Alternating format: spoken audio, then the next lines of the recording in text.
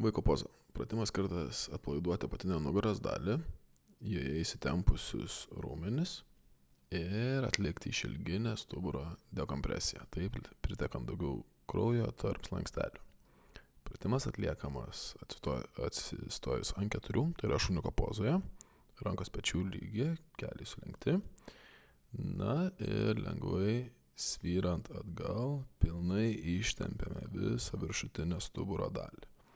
Tai yra įsėdame į sėdimo poziciją, rankas kiek galima tiesime toliau ir laikant ištempus stuburą, pirštų galiukais vis po truputėlį siekime, kiek išeina daugiau į priekį. Pasiekus maksimumą, ramiai kvėpuojame į pilvo apatinę dalį. Kvėpimai turėtų būti gilus į pilvą ir neskubant.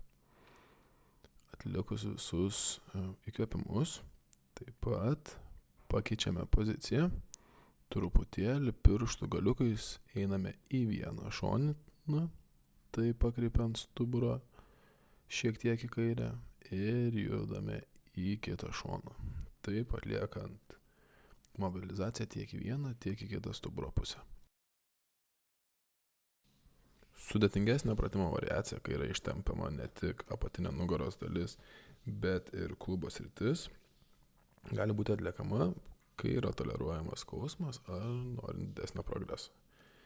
Viena koja sukryžiuojama, padedama į priekį, ant jos lengvai atsisėdama, kita koja ištiesiame atgal ir lygiai tokiu pačiu principu su rankomis tiesiant stuburą bandoma siekti kiek įmanoma toliau priekį.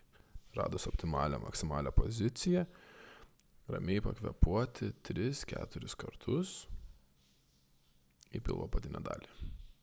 Grįžtame, pakeičiame kojas ir atliekame tą patį pratimą. Lengvai švelniai užgulame savo klubą, taip tempdami ne tik stuburą, bet ir klubą ir pilnai įsitempę kvėpuojame.